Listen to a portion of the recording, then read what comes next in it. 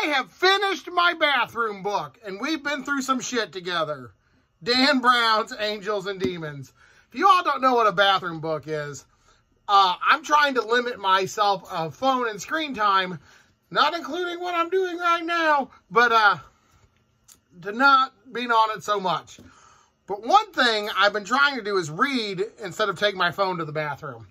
So I bring a bathroom book, and Dan Brown's layout of his books, because it's like a chapter, so you can read a chapter while you're pooping. But it took enough poops, but I finished Dan Brown's Angels and Demons. Ha ha! You've seen the movies. Well, you've probably seen the movies. Excuse me. I'm drinking the 7-Up. I have a soda before I come up here, and the carbonation giggles with my gurgles.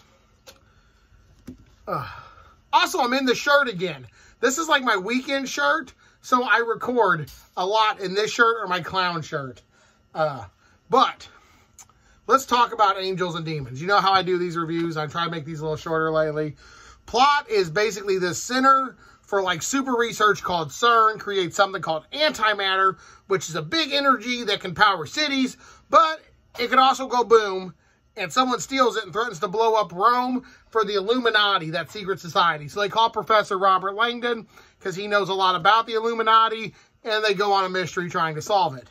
So for a plot, oh, it also involves with the new Pope. I'm not Catholic, so I don't know a lot about Catholicism, but I know enough from, you know, TV and movies and friends who are Catholic to know that that's a big deal. And I really got to give it to that plot. That's a cool plot. Research the city. They're going to blow up Rome.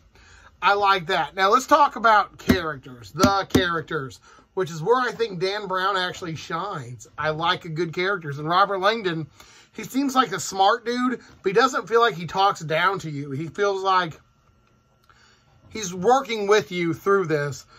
He doesn't use overly smart terms or you have to look up, but he also doesn't down it down. So I really liked Robert Langdon. And Victor Vetra, whose name I'm going to butcher, Vetra.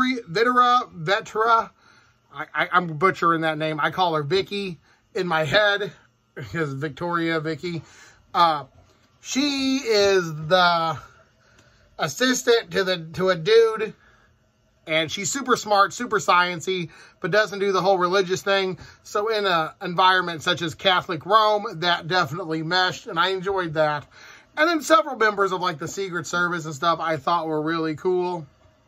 But characters, those two were like the big ones, and I really like the history around the Illuminati. So I'm going to consider the Illuminati a good character too. So I'm going to give characters a B. Like I got an A plot, I got a B plot. Let's say B plot, B characters. Let's poke holes in it. Who cares?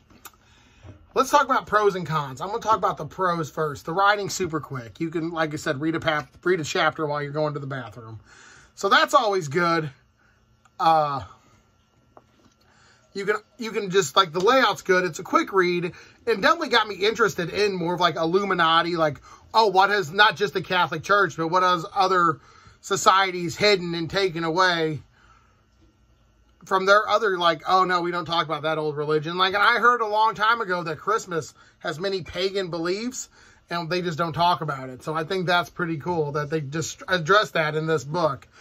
But the cons, though, the adventure of this is few and... Oh, the Haitian assassin. I like the Haitian. He's a kinky motherfucker.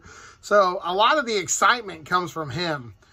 But if you're not interested in the puzzle of like Bernini's statue or Raphael the painter, how he was involved with the Illuminati or the Renaissance, you know, the church versus state and yada yada, it's not going to appeal to you as much. I was like, oh, secret societies, I'm down. But sometimes I was also like, we need to get this fucking going. So that's a con. Journey. How'd I enjoy the journey? I read this while I was pooping. I was very relaxed during this journey.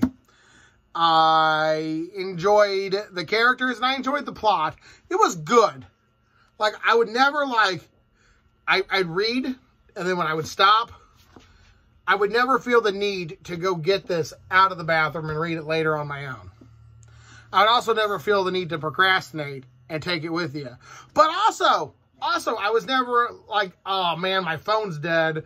What am I going to look at? No, I had this, and that was awesome.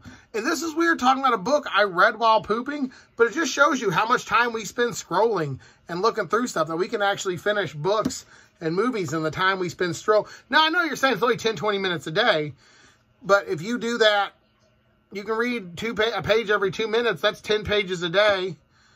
In a month, you finish a book. I read more than that, especially with this one, because you can see the layout. You can block through 10 pages, no time at all. So, yeah, I finished this. So, that's my goal. I'm also going to do that with maybe Da Vinci Code, but I might take that one to work and have a book to read at work. But overall, let's give this over. I'm going to give it overall a B. It's a solid mystery with some cool action scenes in between. However, you have to get lost in it.